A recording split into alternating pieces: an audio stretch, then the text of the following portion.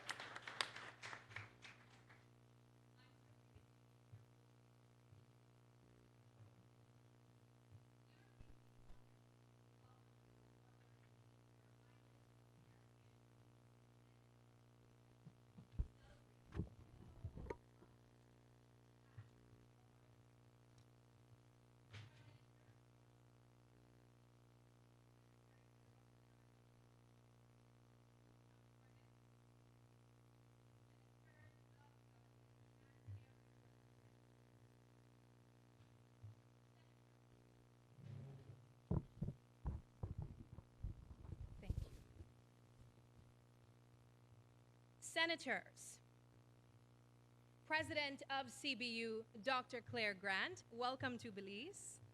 Secretary General of CBU, Ms. Sonia Gill, also welcome to Belize. Chairpersons of surrounding village councils, members of the Caribbean Broadcasting Union, visiting journalists, delegates, and invited guests.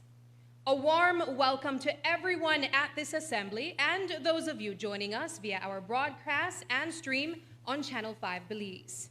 We also warmly welcome viewers from Carib Vision, which is retransmitting this signal and reaches the tri-state area of United States, New York, New Jersey, and Connecticut, as well as the provinces of Ontario and Quebec in Canada and 22 islands of the Caribbean. Additionally, a special welcome goes out to viewers tuning in through UETV, radio listeners on NBC Radio in St. Vincent and the Grenadines, and those watching our live stream via Healthy Caribbean Coalition's social media pages. Ladies and gentlemen, at this time, we pay respect for each member country and territory of the CBU represented here this evening with the Parade of Flags. The flags are being paraded by members of our Belize Coast Guard. Thereafter, please stand for the national anthem of Belize.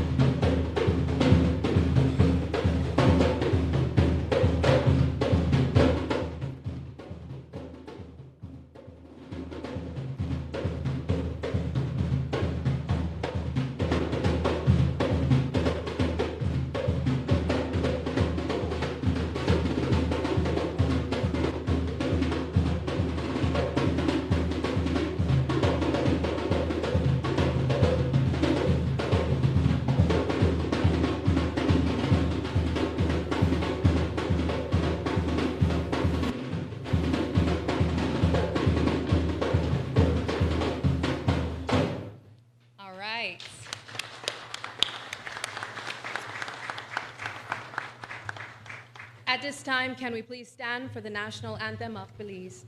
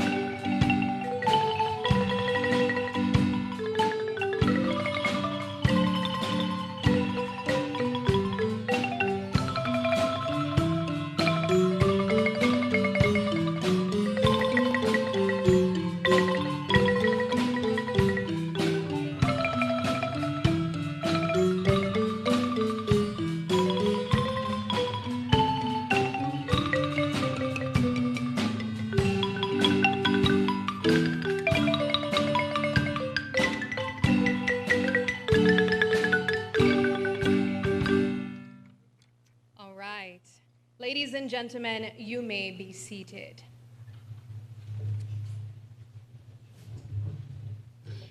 Also, thank you to the members of our Belize Coast Guard as well.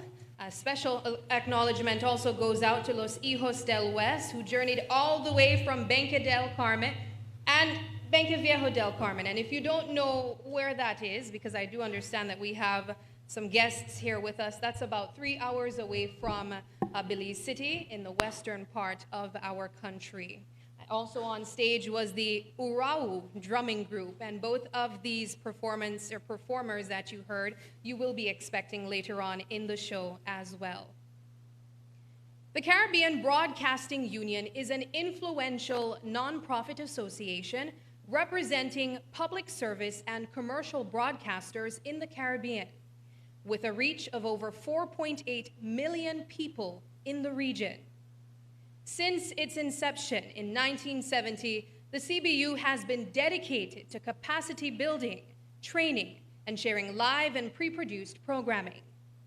It also focuses on media sector advocacy and support and promoting communication and information rights. As a regional institution, it is crucial in facilitating discussions and analysis to inform policy formulation on significant integration issues.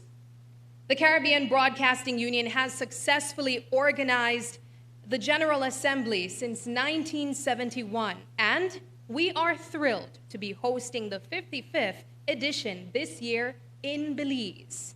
I don't want to promise you guys, but it might be the best one yet.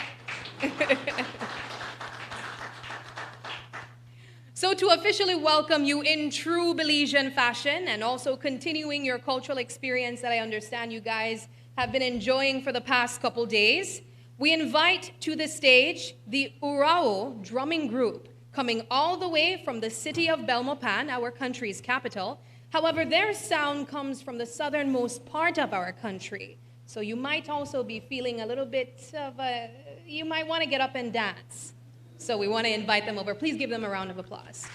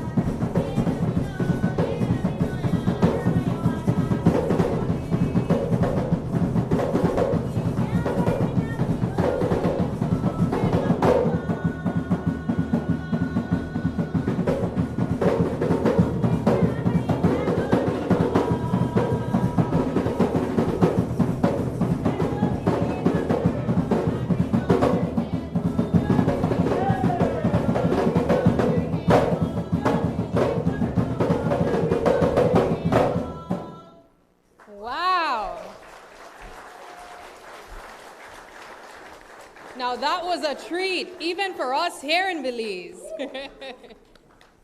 Wow, that was fantastic, guys. Let's give a second round of applause for the Urawu drumming group coming from Belmopan City.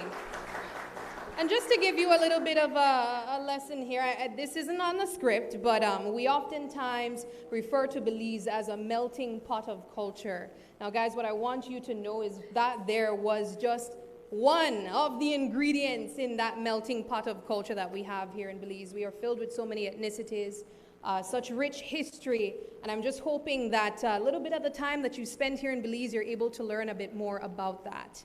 I also want to inform our viewers and those interested in different parts of the region to stream this opening ceremony as well.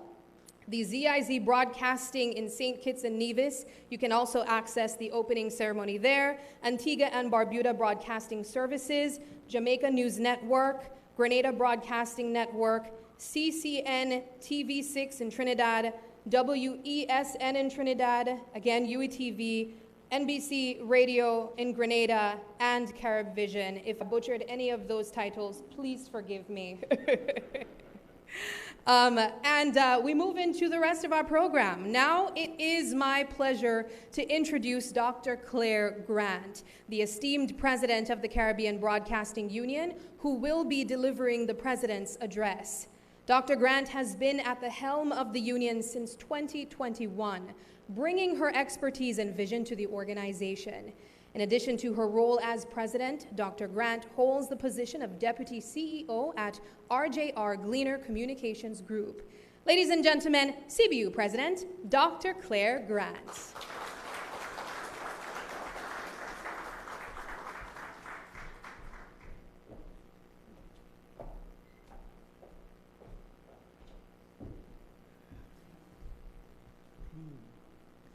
Good evening, all. First, I must say it is my first time in Belize. Never been here before. Have gone to university with people that were from Belize, and I was always interested in knowing what this part of the region was like, and it has not disappointed so far. So I just like to say I feel the warmth. But more importantly, I see a side of the Caribbean that is very different from what I'm used to. A different type of, for want of a better word, humanity, I might say. And it's very rich, and I'm really and truly, I'm very happy to have had this experience in this way. And sometimes, you know, we seek to get tourists from far away places, but I think that people in the region would really find this experience very exciting. So I'd like to start properly now. Mr. Prime Minister John Bracino, CARICOM Secretary General Dr. Carla Barnett, members of the Cabinet and the Government of Belize, members of the Belize Judiciary, Senator Janelle Shonararo, I believe is also here, Dr. Colin Young, Executive Director for the Caribbean Community Climate Change Center, Mr. Christian Porter, CEO of the Public Media Alliance, Dr. Cleveland Slam, Communications Director of the Nature Conservancy Caribbean Division, Dr. Paul Hector, Communications and Information Advisor for UNESCO and the Caribbean, Ms. Eloy Hoyes, Chair of the Caribbean Media Corporation, CMC, Vice President and other directors of the CBU Board, Chairman and Chief Executive Officer, members of CBU, honored guests, ladies and gentlemen of the media. Yes, I am truly pleased to be here in Belize for the very first time, but it's not the first time for the CBU. CBU has been here twice before. I mean, in 55 years, we have got to have gone around.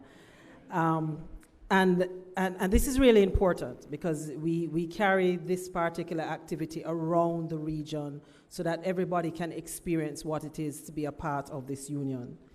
It is a privilege to experience the Caribbean in Central America.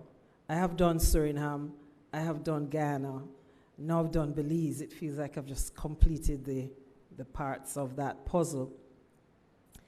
And yesterday we did the delegates tour, and I really have to say thanks very much to Director Marlene, has made this quite an exciting experience. And that was hosted by the Belize Tourism Board, and it was a remarkable experience. We do chocolate in Jamaica too, but not quite the way you do it. We have spice in Jamaica too, and I've been to Grenada, but it's not quite the way you do it. And certainly the most exciting part of the journey for me, when I was at university, I majored in history. It was history and social sciences. I did history in high school, and we did a tour that I learned so much, and it was actually bringing to life things that you just had read about as far as Mayan culture is concerned, and everything to do with this part of the Caribbean. I cannot express in words just how rich an experience it was to feel, to touch, to see these things that we have been reading about, and now to see that, you know, it's something real. Also very important because we watch National Geographic and these other things, but to actually be here to touch and see these things live made a remarkable impression on me. And as I consider CBU's own journey since the 54th Assembly, which was in Antigua and Barbuda, and just to say, I'm sure this will be the best, as last year was the best. And Tobago was the best. So, Anthony, where are you? Okay, shh. Note to come. But it is really, as I landed, and you all have some remarkable tour guides, or the people who drive you around, they really make sure that you know everything about the country, and it's not rehearsed. You know, you can feel that it's coming from the essence of the person. Like there, a driver, I think his name was Sendi.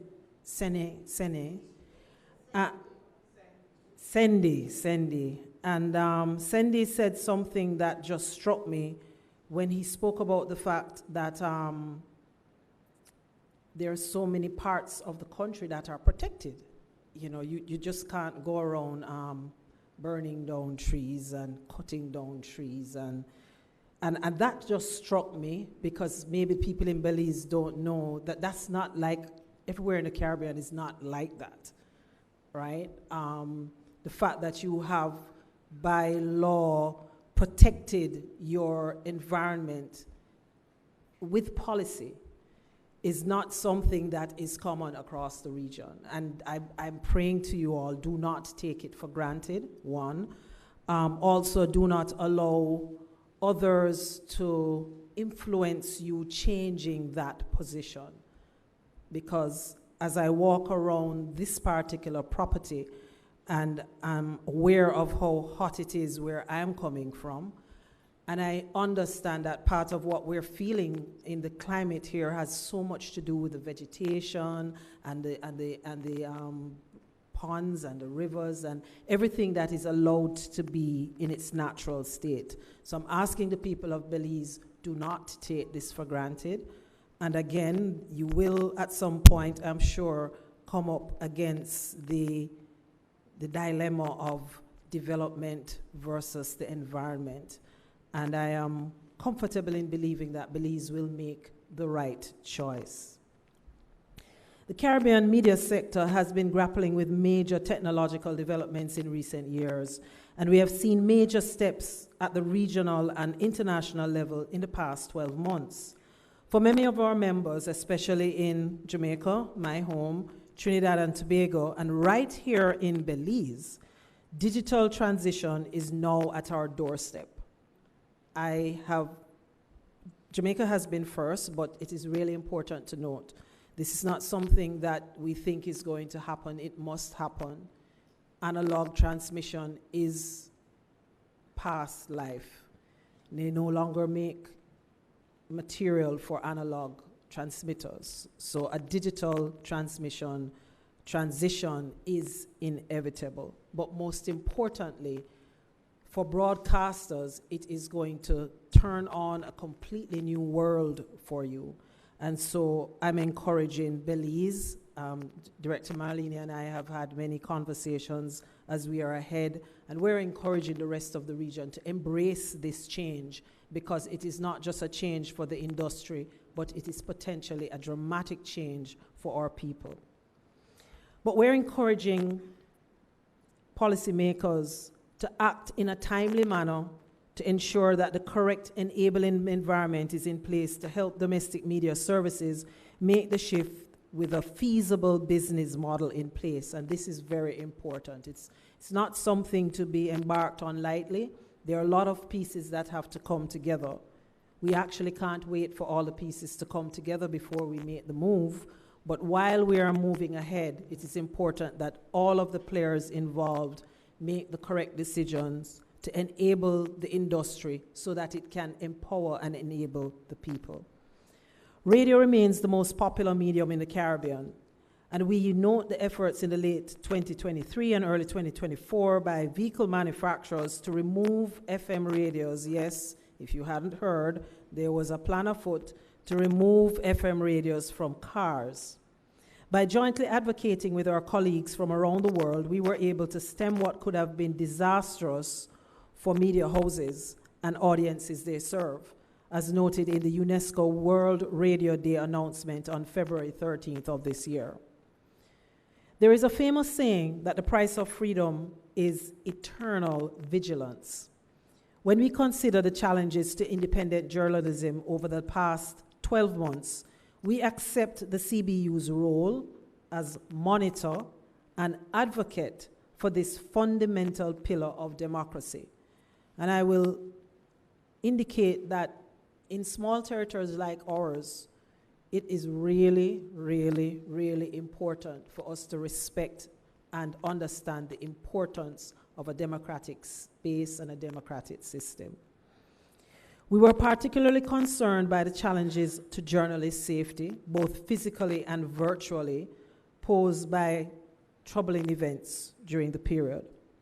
On World Press Freedom Day on May 3rd, the CBU shone the light on our French CARICOM member Haiti and noted the tremendous difficulties faced by Haitian media, including the murders of colleagues. While in the English-speaking Caribbean, we're first to speak out about the shooting at a media house in my home, as well as the death of a journalist in separate incidents. And we took note of the disturbing viral attacks on journalists in Guyana. In line with the theme of this assembly, the CBU continued to place great emphasis over the past year on improving the entire region's resilience to natural hazards, especially those associated with climate change, which poses an existential threat to the Caribbean. And I probably needn't go further than say Hurricane Beryl. It hit a number of islands viciously, and then it glanced at another island, but hit sections of that island as viciously as it hit total islands. And in this case, I speak about Jamaica, where it's not understood just how damaging that hurricane was to sections of the island. And the scenes there are very similar to what we would have seen from the islands in the Eastern Caribbean that got full hits. So sections of Jamaica actually experienced category 4 winds. This is why the CBU is particularly grateful to the partners at the National Gas Company of Trinidad and Tobago, NGC, as well as 5 Cs, C. The Nature Conservancy Caribbean Division, the Partnership Initiative for Sustainable Land Management, and SADIE Consulting. All of these organizations supported the CBU strategy to incentivize the coverage of environmental content in radio, print, television, and digital media through this year's Caribbean Media Awards. And it's really important. We have to find a way to discuss these issues that mean more to our people, because the correct decisions have to be made now to preserve the future. And whatever is required to get that conversation being part of general public discourse among all generations is really important. Most of us sit here in this room, probably it's not our problem, but it is our problem because our children and their children are going to have to live in this space. I take the opportunity also to say thanks to Sagicor and the Caribbean Development Bank, Basic Needs Trust Fund, the Healthy Caribbean Coalition, and the Carry Secure project funded by USAID and implemented by the UNDP, who also collaborated with CBU as CMA category sponsors this year. The past 12 months have also seen an extension of the work in promoting knowledge and skills in coverage of environmental issues with our long-term partner, the UN Office for Disaster Risk Reduction.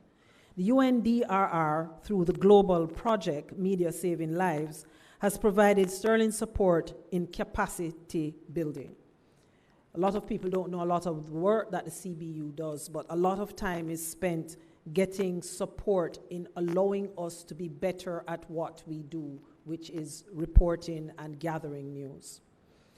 Along with the more traditional workshop format of training, including an activity in partnership with UNESCO in February hosted by CBU member Carimac in Kingston, Jamaica, there have been other creative approaches. The UNDRR launched 2 co-production activities that bring together producers from around the world to collectively create content on disaster risk reduction. CBU is very proud of the contribution on sustainable tourism, which was launched during World Tourism Day forum conducted by the Caribbean Tourism Organization in September 2023. And as we speak, a producer from Trinidad and Tobago, member TTT, is in Bali, places I really want to go to, Indonesia, meeting with colleagues to plan a follow-up on a co-produced series. And this is very important.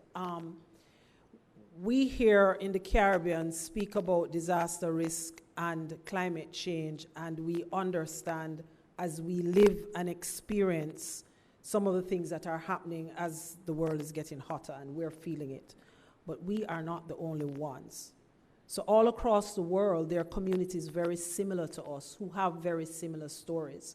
And it is really very important that we connect with these people, because we have to speak in a larger voice. They're experiencing the same things that we're experiencing. So these exploits of CBU, which basically pull together people from across the world that have the same story to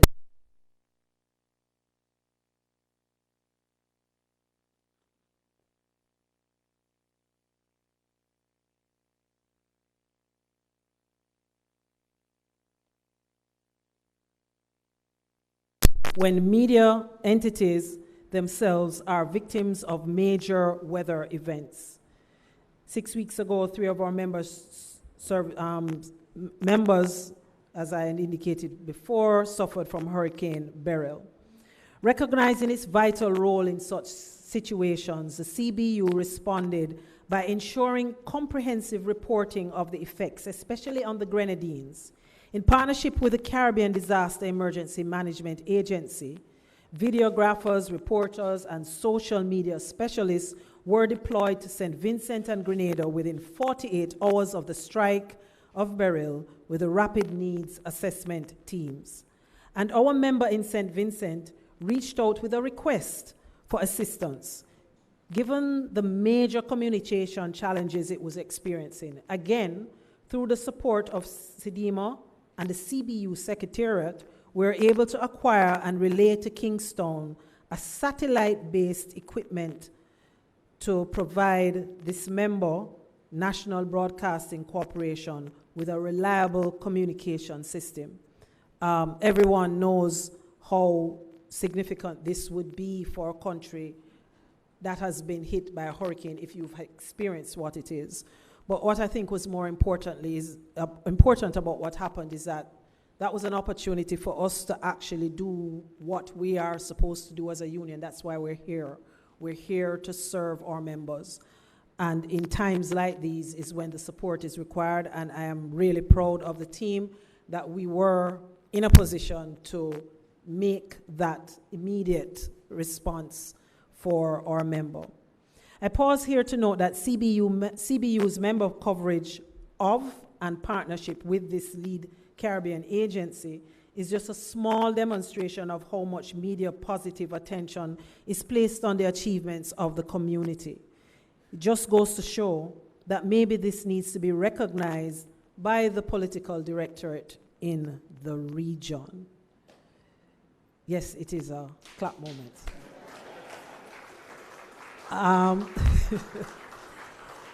I will expand on this because the media is this amazing entity that's called the media that we refer to when we want to quarrel about something, because the media didn't and the media should have, and why didn't the media do?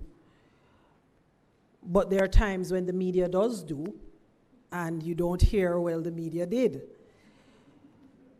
So we are really reaching out to all of the people that partner with what we need to do. We are not existing by ourselves. The media exists for the region. It exists for the people. Without the people, there is no media. But the media also understands its role in ensuring that the people can grow, they can develop, they can be better than what they are. And for that reason, we ask all of the people who can support, to all the people who think about things that they would want to do, come and talk to us. Because our role is to make this community better and stronger. Another tried and true partner, UNESCO.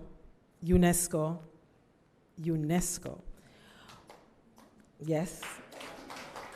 Also stepped up to support Caribbean media, appreciating that the devastating effects of catastrophic weather systems can leave a country without one of its most needed elements of relief and recovery, a functioning media system. CBU will express its deep appreciation to UNESCO here and again tomorrow for the deployment of an emergency radio equipment system known as, and this is really cute, Radio in a Box, to members in Antigua and Barbuda, Barbados, and Turks and Caicos. And we're really looking forward to the expansion of that because of what it means to the region. What I've shared with you this evening briefly reports some of CBU's efforts, very briefly, with the generous support of regional and international partners to ensure the resilience of the region through the media sector. There is a lot more that we want to do. There's a lot more that we intend to do. There's a lot more that actually we have to do. For those of us who would have just finished watching the Olympics, oh yes, I'm from Jamaica, so I'm a bit sad. But no, not really, I'm not sad. I'm not sad at all because Jamaica has been a little spoiled. So we get 6 medals, including a gold medal, and people are quarreling. Undoubtedly the only country in the world that you get silver in the 100 meters and you're upset.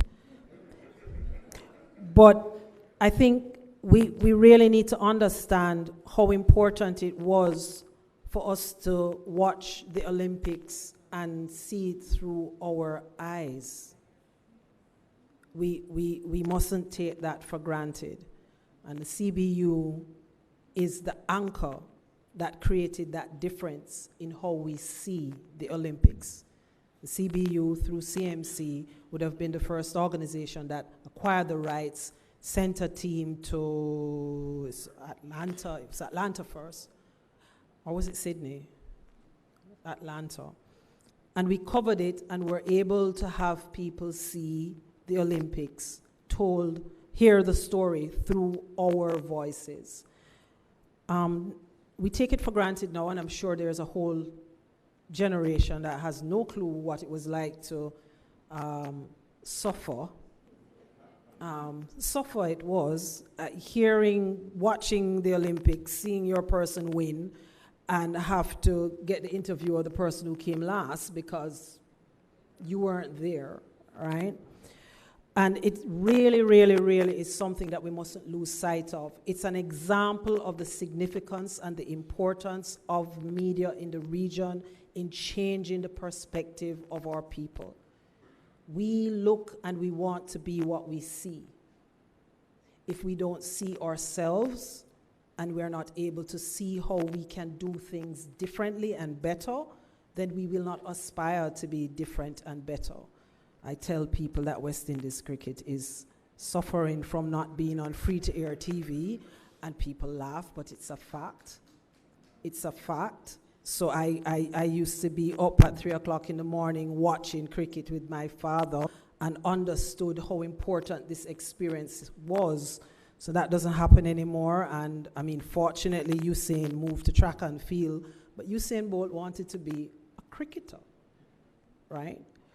And I bring this up because it's really important as we look to the future in some of the things that we want to do, that we understand that CBU is going to be marching forward in letting everybody understand the importance of our people seeing themselves in our media. I have this platform to say we're eating American apples, peaches and plums, and American pears, because that's what we see on television. We don't see golden apples. We don't see jackfruit. We don't see, we call it naseberry, what you guys call it, sapodilla. We don't see those things on TV as a part of somebody's household that they pick it up in the kitchen in their basket and they eat it. That's subliminal marketing that changes cultures. It changes people's interpretation and impression of themselves. So these are some of the things that we are going to endeavor to support, to change the narrative around who we are as people so that we can see who we are as people. As I reflect on the theme of resilience in the context of this assembly, we invite you and our partners to accept the critical importance of the regional media sector. And in our board meeting today, we spoke about the business of media. And today, what I want you all to think about is we talk about the regional media sector often. We're industry. That is what we are. It's a business. It's an industry. It is something that is no different from people who are in engineering or people who are in medicine or people who are in anything else that you would call an industrial. Media is an industry as well. It has a really large ecosystem that can create millions of jobs. And in this world, in many different areas because of the digital explosion.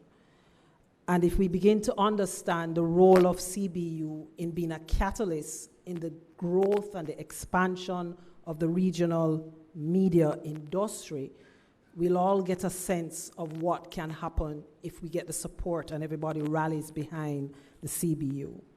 We must survive, because if we do not survive, others will tell our story, others will mute our voices, and others will make us seem small and insignificant. And that is not something we are going to allow. That's not a road we are going to walk again, because we've done it once, and that was good. Don't need to do it again. We welcome you all to this, our 55th assembly.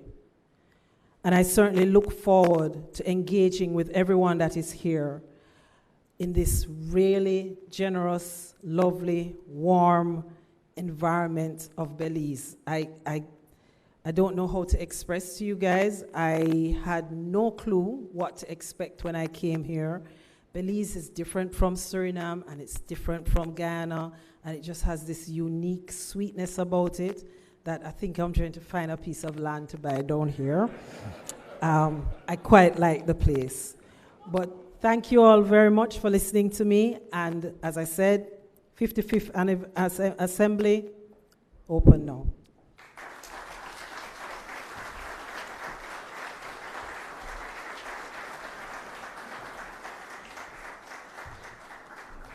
Thank you very much, Dr. Grant. Well, if you're interested in purchasing a piece of land, I know a lot of people would tell you Placense is a great place to be, but if you're looking to really chill out in the countryside, you can purchase a piece of land beside me in Boral Boom. All right. Boral Boom, right? See? Well, we're going to progress into the rest of the ceremony. I also want to make note that we are also streaming. Seemingly, I'm getting notice every time I sit down where else we're streaming. We're also streaming on TTT in Trinidad and Tobago. As we continue with our program, though, we come to a poignant moment of reflection. As the union convenes for industry discussions over the next few days, we also take a moment to recognize those who have lost their lives along the way. Ladies and gentlemen, we ask for your help in observing a moment of silence as we look back at those we have lost over the past year.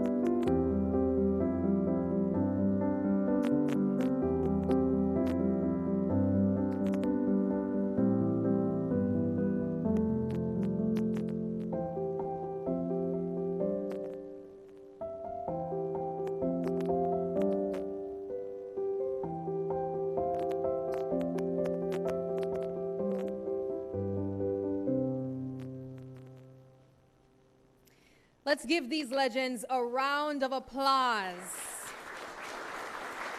May we continue to carry on their amazing legacy of passion, commitment, and sacrifice. Before we proceed to our guest speaker, we have a delightful cultural experience next up for you, and that of one of our Belizean top talents. Her name is Ernestine Carballo, and she will be performing a Creole medley.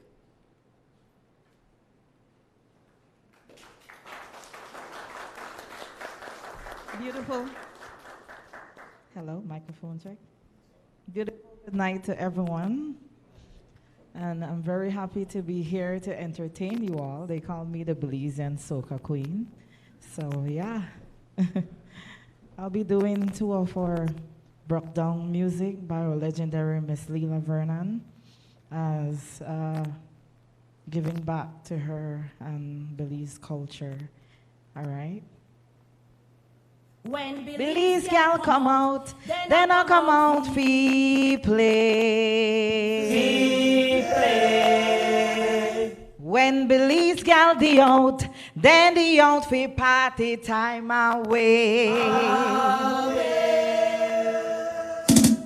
Take a body to the ground, make a western in wrong and wrong, dance to the rhythm of the rock song.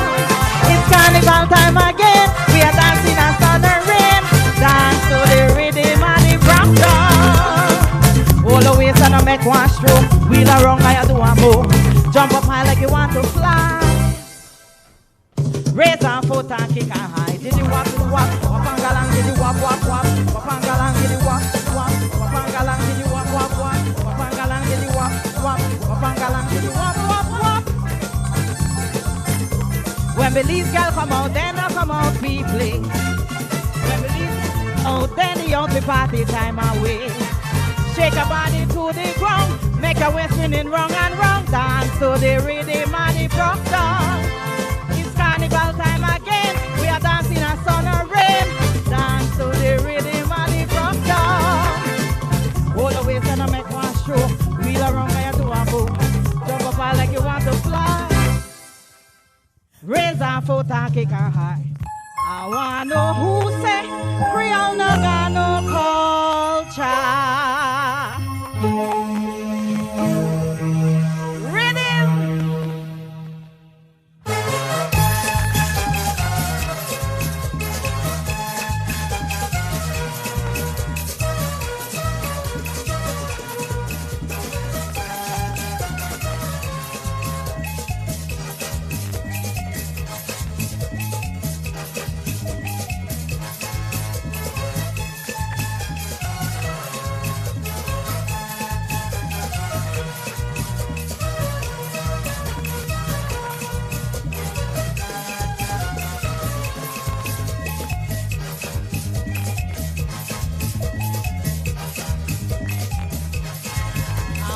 Who say Creole no got no culture?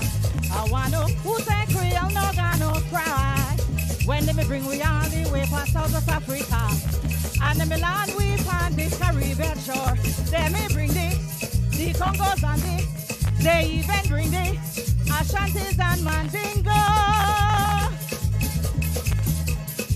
I wanna know who say Creole no got no history. I wanna know who say Creole no got no identity.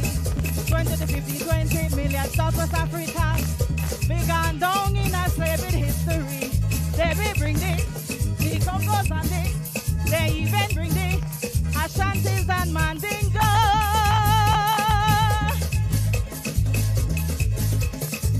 I wanna know who say Creole no got no culture. I wanna know who say Creole no got no pride. When they bring we all the way for Southwest Africa, and them land we find this Caribbean shore. They may bring the Congos and they even bring the Ashantis and Mandingo. Give me, give me, give me, give me, give me, give me, give me, give me. You don't like it? You don't like what rock down music?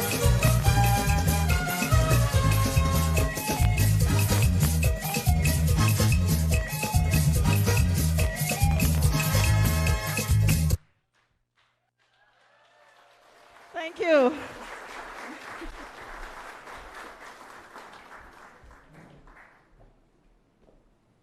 Yeah, Ernestine will definitely make you want to dance. There's much more of that. I can't promise that you won't want to take off your shoes by the time she has her final performance, though.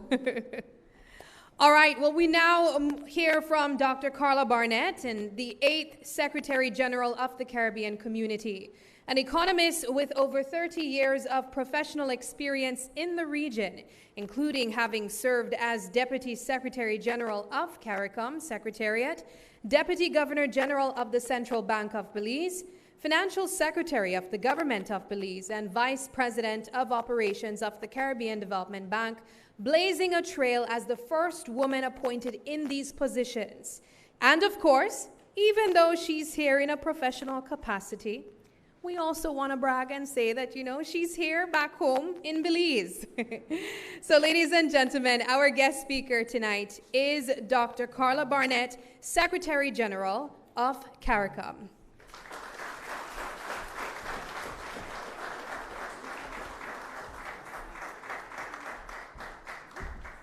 There you go. Thank you very much, Sabrina. It's wonderful to be home. I'll just leave that there. Honorable John Briceño, Prime Minister of Belize, Dr. Claire Grant, President, other executives of the Caribbean Broadcasting Union, ministers, members of the National Assembly. I'm not doing this in the right order, but you understand where I'm coming from. Ladies and gentlemen all, I am pleased to address you this evening as you convene your annual General Assembly and related activities as a proud Belizean. I welcome you to my beautiful country, where our diverse landscape of mountains and beaches and mangroves, rainforests, and our Belize Barrier Reef, designated by UNESCO as a World Heritage Site, present altogether a fitting backdrop for your focus on media and the environment. I begin by extending heartfelt congratulations to your President, Dr. Grant, who has just been awarded the Order of Distinction by the Government of Jamaica for services to journalism, media, and communications. Congratulations, too, to the family of the late Honorable Oliver Clark, who will be inducted this evening into the CBU's Hall of Fame in recognition of his distinguished contribution to the media.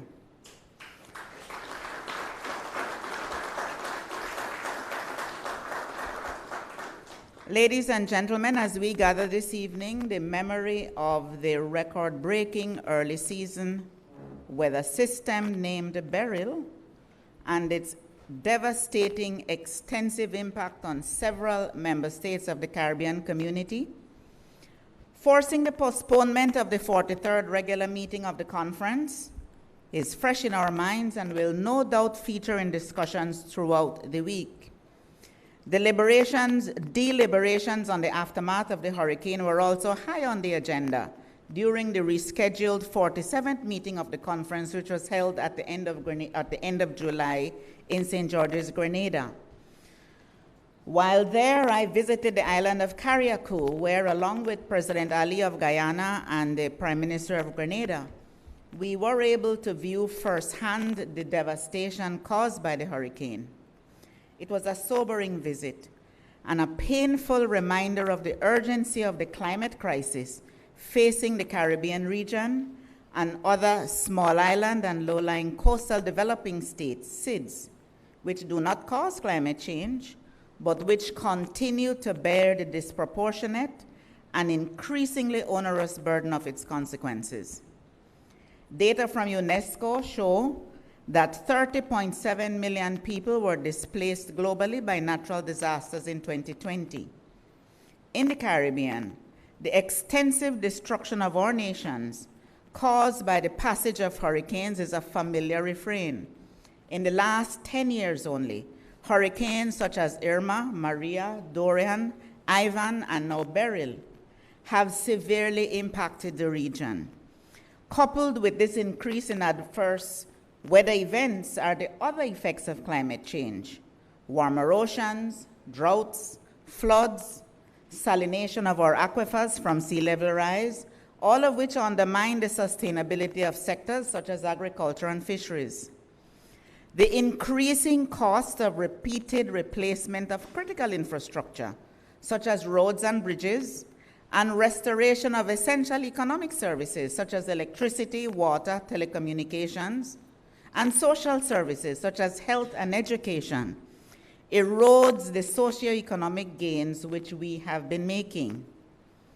Given rising global emissions, scientists expect the effects of natural disasters and sea level rise to worsen by 2050, putting the lives and livelihoods of Caribbean people even more at risk. CARICOM heads of government have been deliberate and unrelenting in their advocacy for urgent action by the large emitters to do what is necessary to limit global warming to 1.5 degrees, and for timely activation of the Loss and Damage Fund. This unified advocacy will continue, including at the 29th Conference of Parties of the United Nations Framework Convention on Climate Change, COP29, in Azerbaijan in November, where we will present a coordinated position on the climate crisis. I commend CBU for adding its voice to our advocacy by selecting this relevant and timely theme around which to center discussions at this assembly. Commendations are also due to the Caribbean Community Climate Change Center, 5Cs, for its partnership with CBU over the past 2 years, which has resulted in a notable increase in the volume and the depth of content on climate change. This is important work, which deserves recognition and commendation, and I congratulate all who will receive awards in this regard at tomorrow's ceremony. The regional media have traditionally played a very active role in disseminating information on disaster preparedness and around major weather events. As we seek to amplify our call for climate justice, the CARICOM Secretariat is seeking to broaden its partnership with the regional media. You are ideally placed to present a platform for scientists, activists, and policymakers to speak directly to the public, to package the impacts of climate change for public consumption, and to counter misinformation. We especially have to engage with our young people who stand to lose the most if the global community cannot find a way to do what is right to reduce carbon emissions. Critically, in the context of our vulnerable Caribbean region, our media must scrutinize international efforts to reduce carbon emissions and demand accountability for the negative effects of climate change on our small countries. What is true is that even if we, in the SIDS, do everything we can do to eliminate our already almost negligible carbon emissions, even as we continue to build our social and economic resilience, the inevitable warming of the oceans and sea level rise will continue to place our continued existence at risk unless the major carbon emitters do what is necessary to reduce their emissions and do so in time. There is indeed very little time left. Scientists are already telling us that we are at risk of losing the ability to keep global warming within the 1.5 degrees centigrade, which is essential to our survival as a civilization. Am I correct, Colin? Right. Earlier today, I participated in a constructive exchange of views with regional media practitioners on how we can more effectively collaborate on information sharing. Despite the proliferation of media channels and more cost-effective means of disseminating information, access to news of the services and programs being implemented as part of the regional integration process remains a challenge. In many cases, this is especially true for the most vulnerable among us. Our hope is that, going forward, we will balance the scale so that even as we are probed on matters on which we can do better, achievements, opportunities, and benefits are also publicized and shared. In this information age, access to digital technologies is a key driver of information dissemination, and digital media serve a crucial tool for driving change and development within societies. While the Caribbean has adopted transformative digital technologies in recent years, significant digital divides remain within and across the region. At the recent meeting of our heads of government in Grenada, the Prime Minister of Grenada, who is at this time CARICOM Chair, the Honorable Deacon Mitchell, who leads on science and technology, including information and communication, in the CARICOM Quasi-Cabinet, he launched the development of a strategy for regional digital resilience. This strategy will focus on digital integration, infrastructure and connectivity, workforce skills development, and the necessary policy and regulatory framework. Our expectation is that this strategic focus will help to equip the people of the region to participate robustly in initiatives to improve competitiveness, boost innovation and growth, build our resilience to cyber attacks and other risks. This is especially critical for young people as they prepare to lead the region. Importantly, today, August 12th, is the International Observance of Youth Day under the theme, From Clicks to Progress, Youth Digital Pathways for Sustainable Development, drawing attention to the pivotal role of young people in harnessing technology to advance sustainable development. Distinguished ladies and gentlemen, this year, CBU is marking its 54th anniversary. Its longevity and impact are due, in large measure, to the organization's responsiveness to the dynamics of the sphere within which it operates, exemplified, for example, by its development of a social media policy framework for the Caribbean. The CBU actively engages on the work of the Secretariat, including on the Council for Trade and Economic Development, or COTED, and as a member of CARICOM's ICT cluster of institutions, which are advancing the CARICOM single ICT space. We look forward to the continued robust participation of the organization and its membership in the important conversations about the digital future of the region. This includes raising awareness of the need for our countries to make the leap to cutting-edge technologies. This is necessary to support distance education, provide access to specialized medical diagnostics, emergency messaging, and security, improve digital literacy skills at all levels, utilize the great potential of artificial intelligence, paying due regard to the need for ethical content creation and usage, more effectively integrate the use of digital capabilities in the delivery of public services across the region, and support the region's drive for the necessary rollout of 5G and its continued evolution to improve and modernize operations in both the public sector and the private businesses. I wish you a very productive 55th Annual General Assembly and look forward to increased collaboration with the CBU and the regional media to advance the interests of the men, women, and young people of the Caribbean community. Thank you very much, ladies and gentlemen.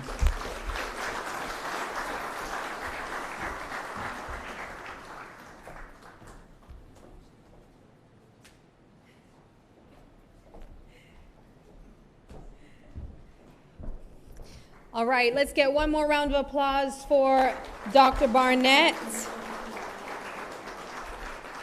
And we hope you have also been enjoying your time back home. I don't know if you were a part of any of the excursions so far, but I mean, you know all of this, right?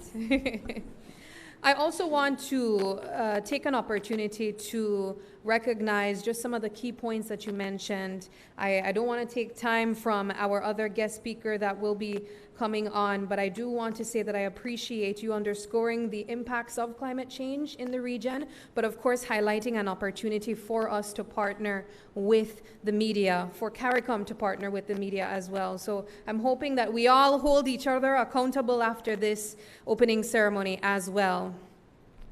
Now for our feature address for this event. Ladies and gentlemen, this evening we will also be graced with the esteemed presence of the Prime Minister of Belize, the Honorable John Briceño.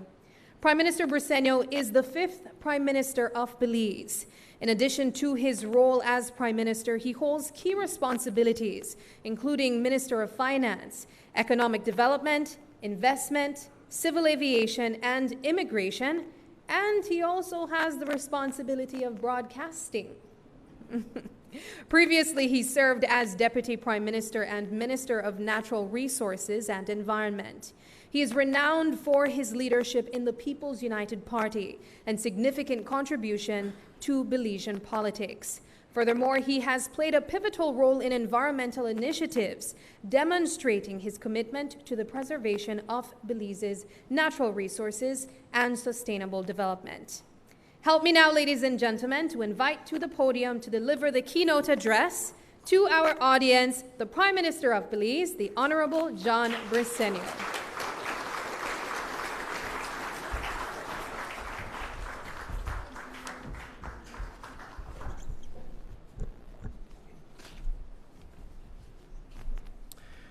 Thank you very much for reminding me that I'm also in the media business. My brother and I started off way back in 1990 with buying over a small cable company, and a person here in the midst, we bought over a part of his operation. We're not going to mention name today, though. But good evening to everybody. It's certainly a privilege to have you all here. And Madam President, I did a quick research on you just now, and I noticed that you have not gotten into politics. Maybe you should consider it. You're pretty good. You know, it reminds you said, you know, a politician can predict the future and then afterwards explain why it never happened. So, but I must tell you, we have bragging rights in Belize. The largest living barrier reef in the world, the Blue Hole. There are 4 atolls in the Western Hemisphere. Belize has 4 of them. We have pristine jungle. We have the Mayan, temples all over the country. It was predicted at one time that we had about 1 million Mayans living, indigenous people living here in Belize. You want me to continue? We have one of the best jaguar reserves in the world. And I will stop right there just to finish about the issue of the melting pot. That Belize is indeed a melting pot of so many diverse groups. And the difference of Belize is that whenever any group comes to Belize, you know, within a generation, they become a part of the country. I like to use this example of little kids from Central America, Savannah, El Salvador. At home, they're talking in Spanish. At school, they're talking on English, and in the streets, they're talking Creole. You can't tell the difference. And up north, it's where more of a Hispanic culture exists. And there, the rancheras is also, music is also quite prevalent. And no, I will not sing. I found out at an early age that I can't sing. I wanted to sing, but I decided I know better I stay in school. I think it was the best decision I made ever. But again, good evening, everybody. And certainly, I want to welcome you all to the south, to scenic Placencia, a beautiful part of the country, almost as beautiful as my hometown, Orange Walk. That has nothing to do with tourism. It's about cane, about the sugar industry.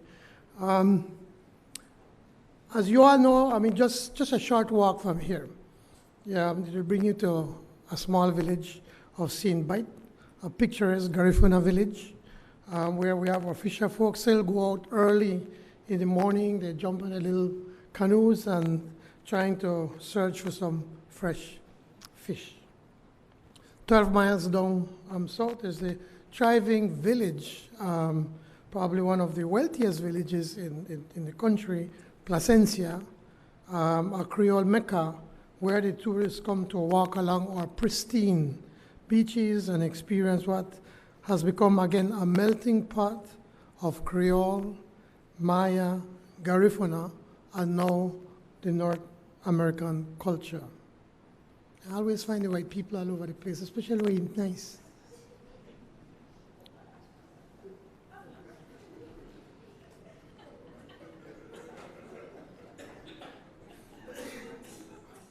I see Stuart one disappear. But he's Belizean, 100% Belizean. You have really, honestly, ladies and gentlemen, you all have really picked a good place to hold your 55th annual general meeting. And I'm glad to be here with you to celebrate your 55th general meeting here in Belize. As Secretary General Carla Bernard has mentioned, I'm Belizean. We here in Belize, we are deeply committed to the environmental sustainability and preservation. I'm pleased that you all decided to focus this year's meeting on such a critical issue, media and the environment. Today I will share with you some of the work of my government, the work that we're doing in the areas of conservation and preservation. As a government, we are deeply committed to safeguarding our natural heritage and promoting sustainable practices that will ensure the long-term healthy and viability of our environment. As journalists, I trust you have all done your research, and so you know that Belize is home to a rich diversity of ecosystems, including pristine rainforests, vibrant coral reefs, and abundant wildlife. Recognizing the importance of these natural resources, our government has implemented a range of initiatives to protect and preserve our environment for future generations. One of our key achievements has been the establishment of a network of protected areas that covers over 36% of our land and sea territory. These protected areas include national parks, marine reserves, and wildlife sanctuaries. They serve as vital shelters for endangered species and critical habitats. Of course, we have to ensure strong enforcement measures and community engagement to combat issues such as illegal logging, poaching, and unsustainable fishing practices that threaten our biodiversity. Because of our stewardship and recognizing the need to do more, we have partnered with international associations to put in place facilities to safeguard our natural resources, which we consider a crucial part of our natural patrimony. One such partnership resulted in what is seen across the world as an innovative way to address development and natural resource protection. The Belize Blue Bonds, a debt for nature swap, allowed us to reduce our external debt in exchange for conservation and protection. This resulted in important intrinsic benefits. One significant benefit was to avoid default and to meet debt obligations.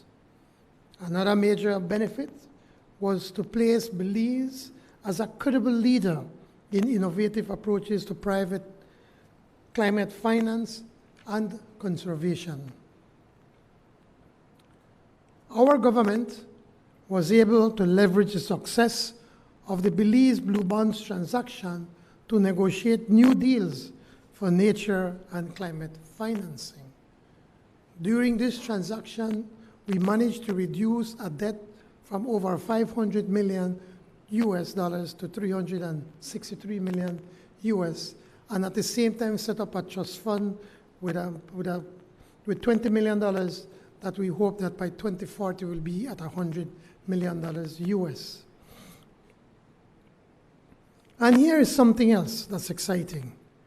Government along with its international partners, are co-designing a project finance for permanence for marine and coastal areas in Belize. By 2025, resilient, bold Belize, that is what we are calling it, should raise about $80 million for conservation, effective management, and livelihood security. Belize, in its turn, I think is required to put, I think it's over $20 million to add to the $80 million for the PFP. Today, Belize continues to be a global leader in demonstrating its commitment in valuing nature and integrating nature into its economic plans for development. For us, a healthy coastal and marine environment is paramount. The core of our conservation commitment then is to deliver outcomes that benefit the Belizean people and nature through building what we now refer to as a nature-positive economy. Belize has also been a global leader in marine conservation, particularly in the protection of our barrier reef system. As the second largest barrier reef in the world, the Belize Barrier Reef is a UNESCO World Heritage Site and a critical marine ecosystem. For many of you here tonight, this may be hopefully not your only opportunity to experience a vibrant, living barrier reef. And I encourage you to make the time to go out and dive or snorkel the reef. For those who can, you should try to experience our great blue hole. As I mentioned earlier, Belize has 3 of the 4 atolls in the entire Western Hemisphere, so find the time to go to see what we believe is one of the great wonders of our beautiful planet. And if there are anybody that loves fly fishing, these are some of the best places in the world that you have for fly fishing. But I digress. So let me leave the tourism promotion to others, and let me get back on track. Carla, they laugh for that. Back on track. Stay on track. We just finished a political campaign where it says stay on track. And people did stay on track. I'm digressing. Please forgive me. I'm trying to get Stuart to laugh, but you don't want to laugh, man, Stuart.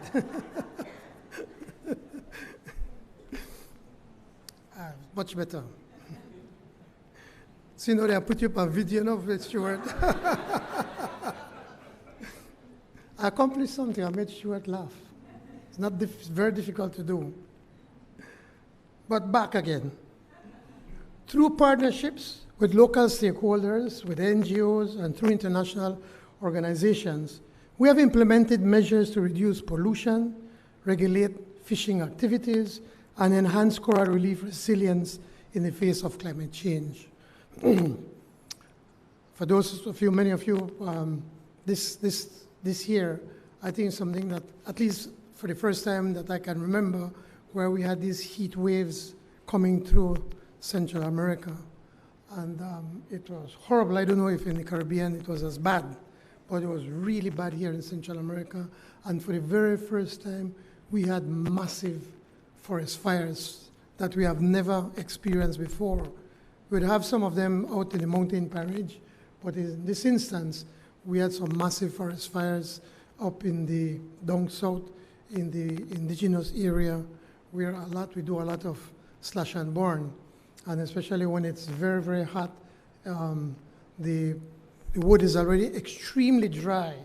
And so in many instances, those fires used to get out of control, and we had to send the BDF and the police. Everybody had to go down south to try to see how we could control these areas.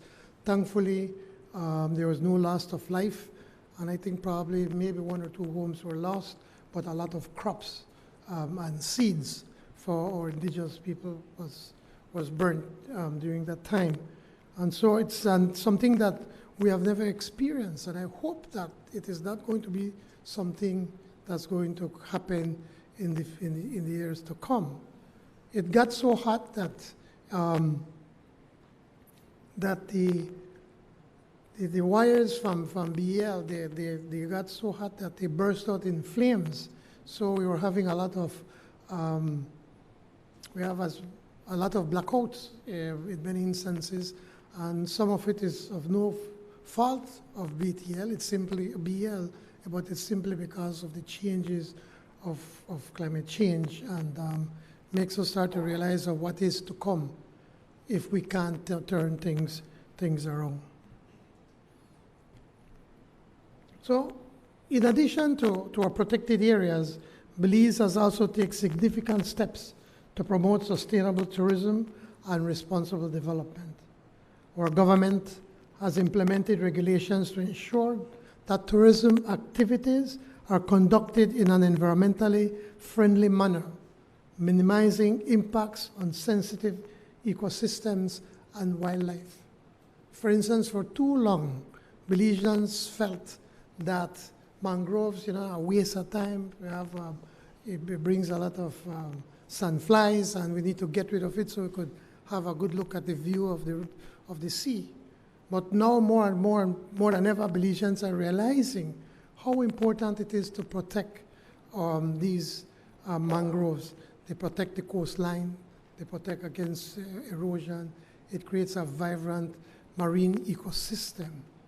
And Belizeans are starting to now realize why it's so important for us to be able to protect these ecosystems. And so by promoting these eco-friendly practices and supporting community-based tourism initiatives, we are striving to balance conservation with economic growth. Our government is also committed to addressing climate change through the promotion of renewable energy, sustainable agriculture, and climate-smart policies. By investing in clean energy projects, promoting forest conservation, and enhancing climate resilience in vulnerable communities, we are working to mitigate the impacts of climate change and build a more sustainable future for all Belizeans. I'm extremely proud of the progress we in Belize have made in the areas of conservation and preservation. And I wish I could take that credit all by myself, but it is something that has happened decades ago, and that here we are now today, where Belizeans can really, truly feel and appreciate the importance of conservation and preservation. But of course, there's still much work to be done. And I must say that we have done it not all by ourselves, but with the help of our local and international partners who share our commitment to this cause. For this reason, we invite all stakeholders, including you, the media, civil society, and private sector, to continue to partner and join us in our efforts to protect and preserve our environment. Together, we can ensure that Belize remains a beacon of biodiversity and sustainability for generations to come, and by extension, the Caribbean. Ladies and gentlemen of the press, I took the time to go through this tonight because I want you to know what we have done and continue to undertake in the pursuit of the preservation of our diverse and fragile ecosystem. I say this to you because you have the ability to shape public awareness and understanding of the environmental challenges we face across the Caribbean. This, my friends, is not an overstatement. Each of you have in recent years witnessed and reported on the devastating impacts of climate change, hurricanes, deforestation, pollution, and the loss of biodiversity on our fragile ecosystems. The Caribbean region with its rich biodiversity and vulnerable coastal communities, is particularly at risk. You must then, as broadcasters and media professionals, use your platforms to raise awareness about these pressing issues and advocate for sustainable solutions. From highlighting the impacts of plastic pollution on our oceans to showcasing innovative renewable energy projects, the media plays a crucial role in shaping public opinion and driving positive change. By amplifying the voices of environmental activists, scientists, and policymakers, we can foster a greater sense of urgency and collectively, responsibly towards protecting our planet for future generations. My challenge to you as you go about your work is to commit to using the power of the media to promote environmental stewardship, sustainable development, and climate resilience across the Caribbean. I am sure I speak for leaders across our region when I say that we are ready to collaborate with you. We want to share best practices and leverage our collective influence to drive meaningful action on behalf of our environment. Distinguished guests, including our esteemed Secretary General, ladies and gentlemen, and yes, friends, the CBU is crucial to our efforts to highlight development challenges shared by the small island development states. You who have been on the front lines know our susceptibility to natural disasters, to vulnerability, and to external shocks. You know all too well our region's excessive dependence on international trade, our fragile environments, and increasing anthropogenic change. We need your assistance to give voice to the daily challenges we in the Caribbean face and the urgent need for the developed world to assist. I wish you a most impactful conference. I challenge you to harness your skills and talents for the betterment of our environment and our shared future. Muchas gracias y que disfruten su estancia en Belize, which means please enjoy your stay here in Belize. And in the girlfriend is what? Sorry, May? Thank you very much.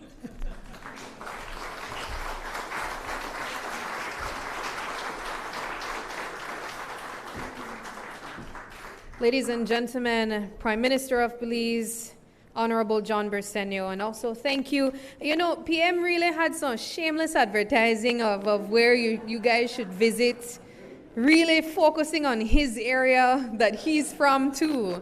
But I have to say, apart from that, I really appreciated that you focused also on the things that we are doing and the way that we are leading the change in climate change. So I'm hoping that we can continue along that path and of course use our media platforms, as you said, to continue to share and inspire other regions to do their part as well, because we often highlight when we go to these conference of the parties is that it's these large emitting countries and regions that are doing all of the damage, and then of course the small island developing nations are the ones paying the price. Example, Hurricane Beryl, having a hurricane of that magnitude so early in the hurricane season as well. All right, well, as we continue to provide you with snippets of our very rich culture this evening, I know you guys enjoyed them at the start of the ceremony, so we want to have the attention back on Los Hijos del West, and as I mentioned, they come all the way from Benque Viejo del Carmen, which is about 3 hours away from Belize City. So ladies and gentlemen, please, Los Hijos del West.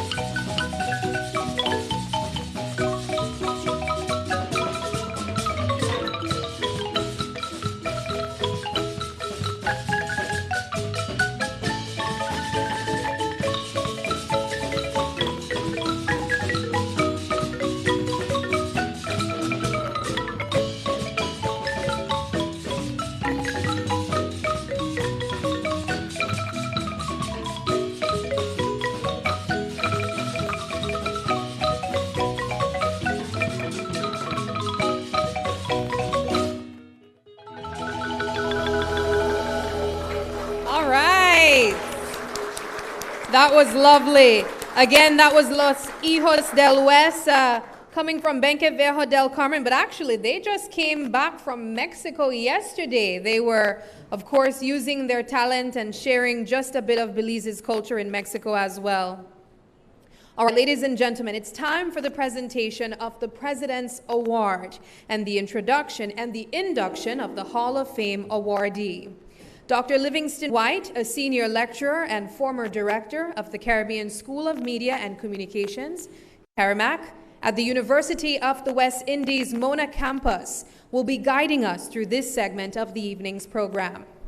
With over 25 years of experience as a consultant and conducting research and training for various local and regional Caribbean-based development and government agencies, including the Caribbean Disaster Emergency Management Agency, SEDEMA, the Organization of Eastern Caribbean States, Turks and Caicos Islands Government, and the Ministry of Health and Wellness in Jamaica. Dr. White is well versed in this field. Please join me in welcoming Dr. Livingston White to the podium to lead us through this part of the program.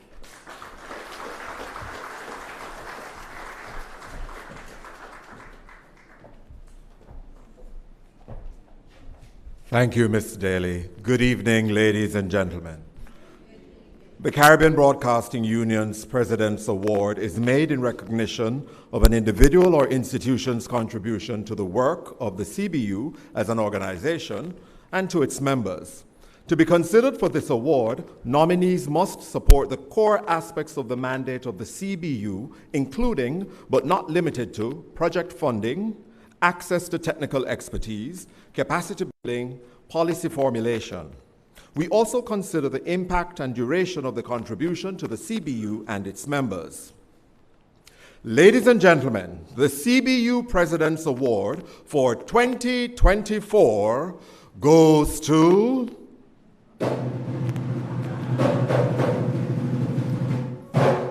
the Caribbean Community Climate Change Center.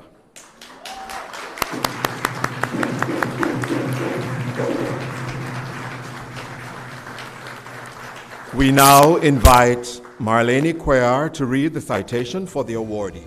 Marlene Cuellar is CEO of Great Belize Productions Limited. She's also a director on the CBU board and chair of the local organizing committee of this year's General Assembly. Director Cuellar. Good night, everyone. And that was a great surprise. Congratulations to the Caribbean Community Climate Change Center. The formation of the Caribbean Community Climate Change Center, CCCCC, we say 5 Cs for short, is described as a partnership success story by its initial principals and associates. Conceptualized in 2001 and established by the CARICOM heads of government in 2002, the 5 Cs coordinates CARICOM's response to climate change and efforts to manage and adapt to projected impacts. In September 2002, following the approval of its establishment, Belize was selected as the host country. Planning and operationalizing of 5 Cs commenced the following year in 2003 with the appointment of an interim director, and by July 2005, the organization was formally declared open with a skeletal staff of just 5 people. Today, the center boasts a staff complement of 75, most of whom are stationed at the headquarters in Belmopan City, Belize. A small number of project staff are also located across CARICOM member states. To help member states respond to climate change impacts, the 5 Cs provides core services that fall into 3 broad categories: CARICOM climate change negotiations, climate data for evidence-based decision-making, and climate resilience building activities. The 5 Cs has demonstrated strong leadership in project implementation, and its expertise, experience, and strong performance in helping CARICOM member states pursue climate resilient development allows it to scale up the mobilization of climate finance and implement innovative and sustainable solutions to improve the lives of the people across the Caribbean. At the same time, it takes pride in its successful strategic partnerships with key institutions and organizations in the regional and global arena. Throughout its lifetime, but particularly in the last decade, 5Cs has recognized the inherent value of partnerships with regional media sector. Not simply in an instrumental way of using media organizations to issue its messages to desired audiences, but also in building the capacity of media professionals and institutions. The partnership with the Caribbean Broadcasting Union was formalized in 2018, and 5Cs made an impactful contribution to the CBU Assembly that year in Kingston, Jamaica. The significant expansion of the collaboration came in 2022 when 5Cs engaged with CBU in a multi-pronged partnership of in-person media sensitization, public outreach, and the introduction of multimedia categories in the 2022 Caribbean Media Awards. The finale of the media sensitization was carefully planned to align with the CBU Assembly in August 2023, when more than a dozen journalists and producers from around the region were invited to a high-level sensitization session coordinated by the 5Cs under the Intra-ACP GCCA Plus project, Enhancing Climate Resilience in CARIFORUM countries. This phase of the partnership culminated in the awards gala addressed by the 5Cs Executive Director, Dr. Colin Young, which was beamed and streamed to an audience in the English, Dutch, and Spanish Caribbean. Because of the foresight of the organization, media professionals who had been exposed to the technical experts as well as the impacts of climate change for the people of the region were able to accept their rewards in person. Recognizing the high return on the investment in media capacity building, in 2024, 5Cs once again linked arms with the CBU in incentivizing coverage of this critical development theme to support for categories in the NGC 35th CBU Caribbean Media Awards to be presented in the home country of Belize. To enhance the capacity built and expand the knowledge base, once again, nominated entrants in the Caribbean Change categories were brought together with high-level expertise to grapple with the concepts and impacts of climate change in a workshop conducted in 5C's headquarter country in Belize in August of 2024. That was today. Nearing its 20-year anniversary, the 5C's is poised more than ever to carry out its mandate to coordinate CARICOM's response to climate change, thanks to the continual support of its partners worldwide, among which the CBU is proud to be numbered. For its appreciation of the value of partnership with the region's media and for its sterling efforts to build capacity to ensure public awareness and effective action to address climate change, 5Cs is highly deserving recipient of the CBU 2024 President's Award.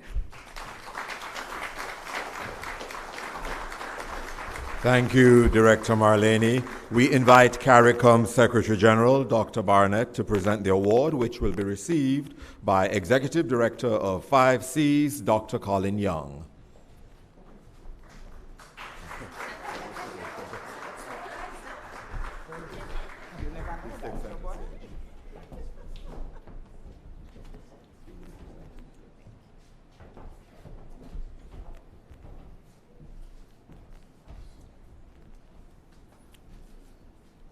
We also have CBU President joining, Dr. Claire Grant. After all, it's a President's Award.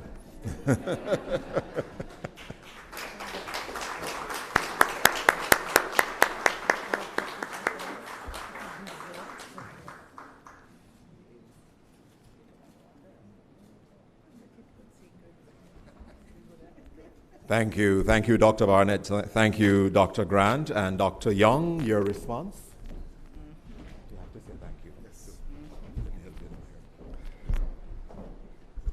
Apparently, one of the things that the CBU is very good at is keeping secrets. Honorable Prime Minister, Honorable John Briceño, SG, Dr. Grant, members of the CBU, the Board of Directors, other members of the National Assembly, journalists, ladies and gentlemen, this is an absolute delightful surprise. I did not expect this at all. And apparently Marlene have somebody in the 5 Cs from which she was able to gather quite a bit of information. I think one of the things that Steve Jobs said, sometimes you can't connect the dots going backwards. You could only you can't connect the dots going forward. You could only do that going backwards. And sitting in the front row here is the Prime Minister, who will tell you that had it not been for his efforts and that of the then Prime Minister, Said Musa, who was able to work with the CARICOM leaders and particularly the Prime Minister of Barbados, the 5 Cs would not have been hosted in Belize. So Prime Minister, thank you very much for your efforts. And now almost 20 years later, we are about to celebrate the 20th anniversary of a CARICOM institution that was, in a sense, hosted in Belize because of the efforts of the current Prime Minister. The 5 Cs has, as Marlene said, been quite instrumental in helping to build climate resilience, but we recognize as well that there's a massive gap in the public's understanding of climate change and the effects of climate change. And we have a responsibility to help to change knowledge, attitudes, and practices of people to become more resilient to the effects of climate change that the UN has now called the single greatest threat to humanity, and to what the Prime Minister and the SG and Prime Ministers and Presidents all across the Caribbean refer to as an existential threat to our way of life. And we do so through strategic partnerships. And it is because of these strategic partnerships that we've been successful. To date, the 5 Cs, by the way, is a self-funded institution. It is one of 2 CARICOM institutions that does not receive subventions from member states. But to date, we have mobilized and invested over $250 million across CARICOM in building climate resilience. We manage a portfolio today of $168 million in 12 countries, and we have a pipeline of projects that we hope to get funded within the next 2 to 3 years of $500 million that we're mobilizing to build climate resilience across the region. We hope to showcase our achievements next year at the 20th anniversary of the 5 Cs. But I'm here at this wonderful surprise because I want to thank and congratulate the CBU, who we are planning to hitch, I think you said linked arms, Marlene, for quite a while, because you are an indispensable partner, Dr. Grant, you and your team, in reaching almost 5 million people across the region. There's no other entity that has the expertise, that has the reputation, that has the reach, that has the know-how, stories told by us for us, than the CBU. And linking arms with you over the last, since 2018, but particularly over the last 2 years, is paying rich dividends by encouraging our journalists, our media professionals in print, in media, in digital, in TV, in radio, in showcasing the plight of our people, the effects that climate change are having on our lives and our livelihood, the injustice that is being caused on our people by those who are responsible for causing climate change. Your role is absolutely indispensable. You have to let us, to allow us to have you tell this story in a way that touches not just our lives and our hearts, but that pushes those who are most responsible to do more and do more faster. So thank you to the CBU. We are committed, as long as I'm at the 5 Cs, to have this event of having climate team awards every year. So that's for the journalists in the room and those listening by streaming to get your stories ready for next year as well. So once again, on behalf of our board of directors and all my staff at the 5Cs who do a tremendous job in serving our countries, at the end of the day, I like to say we do this because lives and livelihoods are at stake. It's an absolute pleasure to be here. Thank you for this award. We sincerely appreciate it. Congratulations to Dr. Young and his team at the 5Cs.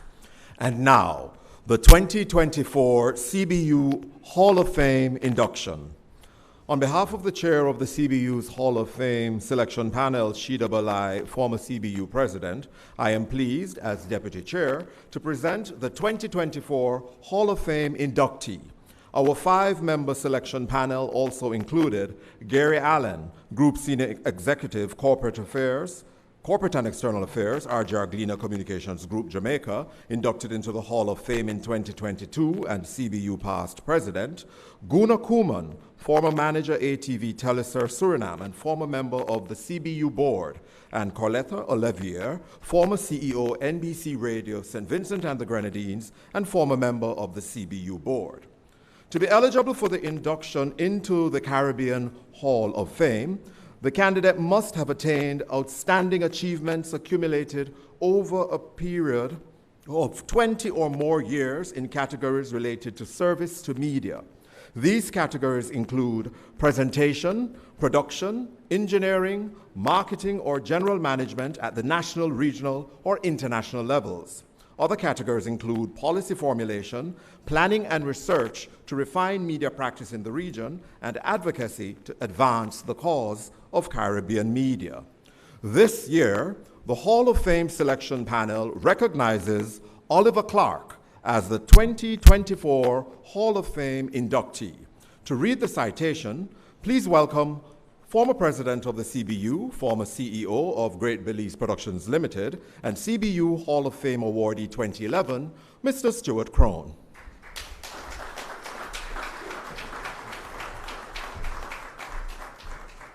Thank you very much. Before reading the citation, I can't help but make a few short remarks. The first concerns our last honoree, Dr. Colin Young. I know the theme of this conference is media and the environment, and although most of us in this room would know Colin as Dr. Young, if we go back about 40 years, one of our earliest television productions at what was not yet Channel 5, but was called Great Belize Productions, for a show that we did called Belize All Over, it was a feature on the community baboon sanctuary. This was a protected area that was pioneered by Colin's father, the late Fallet Young.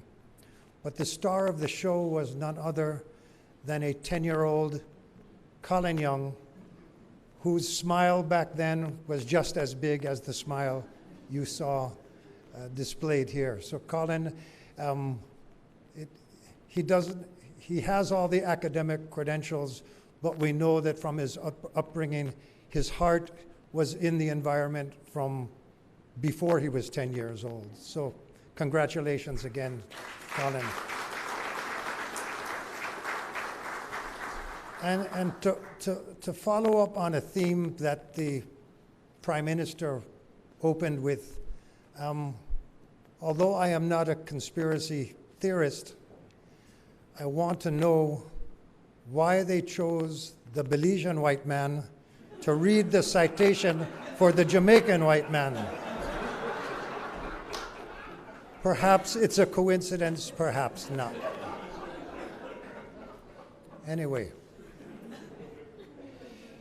with your financial prowess and strong business instincts, you turned around the fortunes of the grand dame of Caribbean print media, the Gleaner Company, establishing it as a financially strong organization, now celebrating its 190th anniversary and boasting the accolade of being the longest continuing publication in the Americas. Under your stewardship, the organization expanded to morning and afternoon publications in Jamaica, as well as in Canada, the United States of America, and the United Kingdom. It established 2 radio stations, as well as smaller publishing entities, contributing to youth media literacy through products such as Children's Own, YouthLink, and a joint venture, A+ Learning. You and the late Lester Spalding were the 2 architects of the amalgamation of the Gleaner and the RJR Communications Group to form the RJR Gleaner Communications Group in 2016, succeeding Spalding as its second chairman in 2018. But most of all, you are known at home and abroad for your commitment to press freedom. In the late 1970s, spurred by efforts of the government of the day to bring pressure on the Gleaner to influence editorial policy or indeed to close the company, you launched a campaign to protect the free press, which you regarded as a critical pillar of democracy.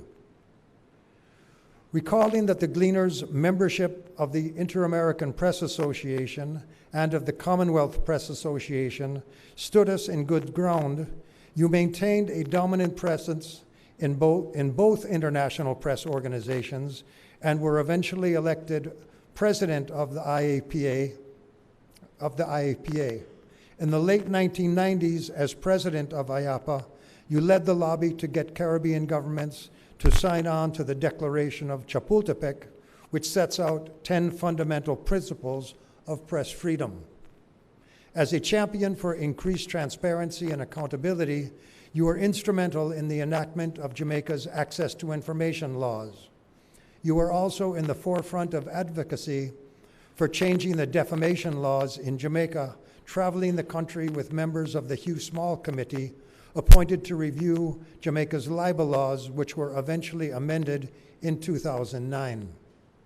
Among the amendments were key provisions you championed for many years, including the abolition of criminal libel, the establishment of a wire service defense, and having a jury decide guilt or innocence in a defamation matter, but the judge determined the more complex issue of the quantum of damages to be awarded. Your giant influence and media advocacy were felt around the region, supporting the Caribbean News Agency, CANA, and adding the Gleaner as a key member. You eventually went on to become CANA chairman, as well as a director of the Caribbean Media Corporation. You also offered tangible and moral support to fellow publishers across the region.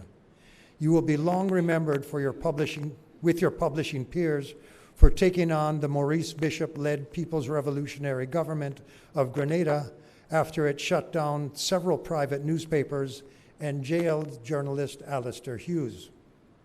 In 1996, you were one of the 4-member team of Caribbean media leaders to stage an intervention when the Basdeo Panday government launched a campaign against the Trinidad Guardian demanding the firing of its editor-in-chief. Until the end of your career at home and abroad, you stood firm in fostering democratic governance, prosperity, and social equity through your fierce advocacy for press freedom in the Americas. The CBU is honored to celebrate this career and legacy by your well-deserved induction into the Caribbean Media Hall of Fame.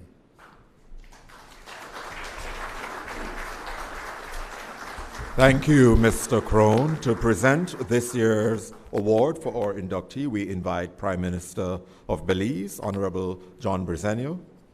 The award will be received on behalf of the awardee's family by Dr. Claire Grant in her capacity as Deputy CEO of the RJR Gleaner Communications Group at the family's request. A round of applause.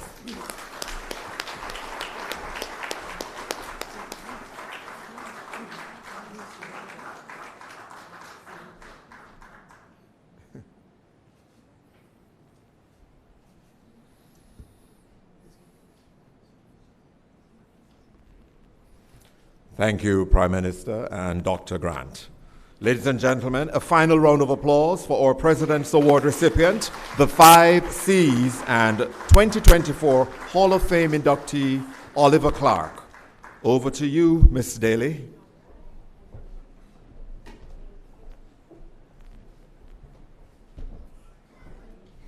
Thank you, Dr. White. At this time, I invite the Vice President of the Caribbean Broadcasting Union, Richard Purcell, to deliver the closing remarks.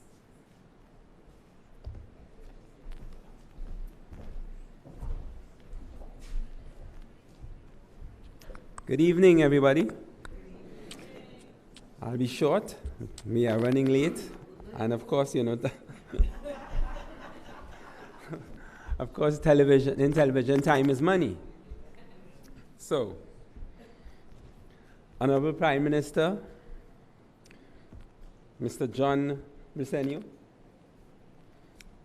Dr. Carla Barnett, CARICOM Secretary General, President, my President, distinguished guests, members of the media, I'm sure you all will agree with me that this brief delay is worth it, as I take the opportunity on behalf of the CBU to express appreciation for all those who made this evening's event the success it has been. I begin by thanking our keynote speaker, the Honorable Prime Minister, Mr. John Briceño, and may I call you fellow broadcaster, for his address, which has set the tone for serious and relevant discussions for the remainder of the Assembly. The entire office of the Prime Minister has been very supportive to the CBU also. I also extend thanks to the guest speaker, CARICOM Secretary General, Dr. Carla Barnett, for her charge to this grouping. We will give appropriate consideration to your address. Further, we wish to thank the sponsors of the Assembly. And these include Eutelsat, the local sponsors, Belize Tourism Board, Belize Sugar Industry, ASR, Fortis Belize Limited, Belize Broadcasting Authority, Belize Airport Authority, Public Utilities Commission, and the Government of Belize. And someone often forgotten in the appreciation list is our event hosts. We wish to express sincere thanks to Ms. Sabrina Daly, our MC. I think she did an excellent job.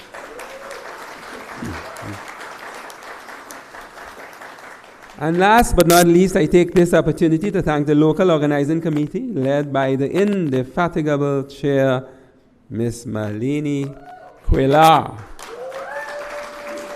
and fellow director of the CBU. Malini, you and your team did an excellent job, excellent.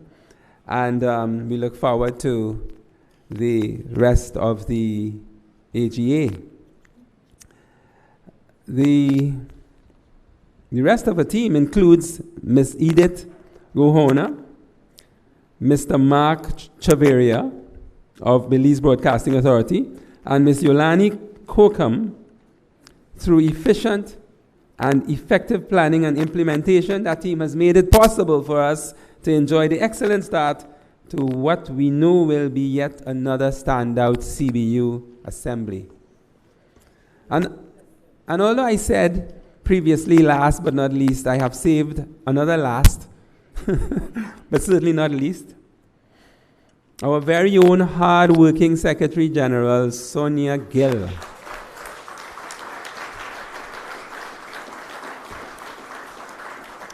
Affectionately called Field Marshal Gill. I don't know how affectionate that could be, but her work resumes as soon as we leave Belize, as she begins planning with Director Green and his LOC for the next AGA. Well, let me not say where it will be. That's a surprise that's coming up. But, so thank you, Field Marshal Gill. And thank you all, and please join us at the poolside reception. Thank you all very much.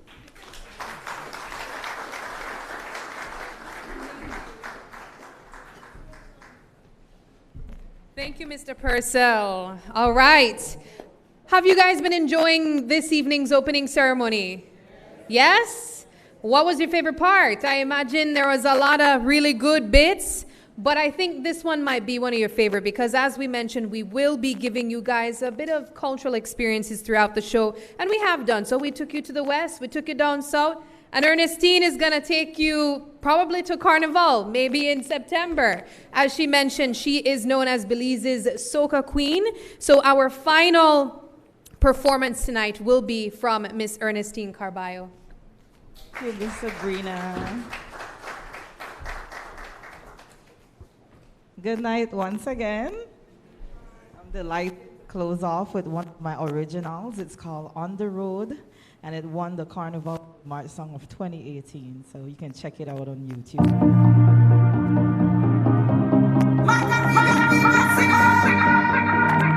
Guess where you find come Carnival Day, behind a big truck in a party, and I will be jumping Carnival Day. We no care who talking the way, 'cause I know what is my mission in life. It comes from this time, and I will fulfill all of my destiny in a carnival life. On the road, on the road, on the road, on the road again. That's where you will find me and my soca friends. On the road, on the road, on the road, on the road again. We don't care who talking the way. On the road, on the road, on the road, on the road again. That's where you will find me and my soca friends. On the road, on the road, on the road, on the road again. Partying from start all the way till the end. Listen now, it's time of the year again. They shouted me name again. They want me to lead the parade. They want me to mash up the stage. They say there is none like you that can tell me what to do. After three going back, 1, 2, 3, and push it back, right back, push it back, push it back, right back, push it back, push it back, right back, back. That's where you find me come Carnival Day. In our line, push it front, push it front. That's where you find me come Carnival Day. In our line, bounce it down, bounce it down, bounce it down. 'Cause I know what is my mission in life when it comes round this time, and I will fulfill all of my destiny. All carnival lovers, all my beautiful Caribbean people. On the road, on the road, on the road. We don't care who talking. When we on the road, we don't care who talk, right? That's what will find me. Put your hands up in the air on the road, on the road, on the road, on the road. Put up your hands, put up the flag. It's time of the year again. They shouted me name again. They want me to lead the parade. They want me to. They say there is none like you. We're gonna push it back one more time. 1, 2, 1, 2, 3, and push. Right back, right back. Push. Right back, right back. Push.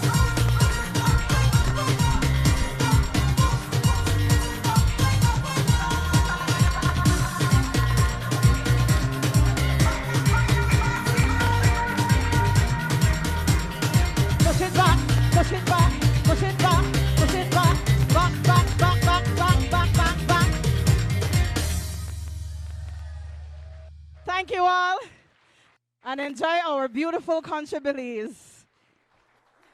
Thank you, Ernestine. Ernestine, I want to have the trust that you do. You really knew how to gauge, to push it back enough not to push it back off the stage. I need that type of faith. Well, ladies and gentlemen, as I mentioned, we are winding down in the show, so we have come to the juncture of where we will be taking that official photograph. So we will be inviting to the stage Prime Minister, CARICOM's Secretary General, CBU members, and award recipients. Please come to the stage for your official photograph.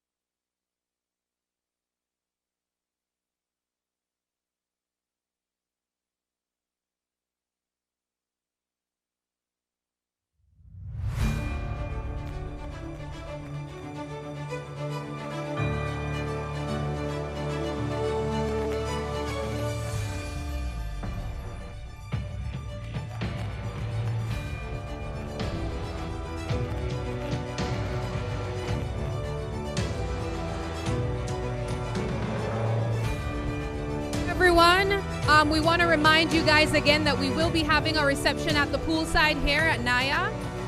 Thank you guys so much for joining us, both here in person and through our live broadcast. We're definitely still enjoying a conversation now.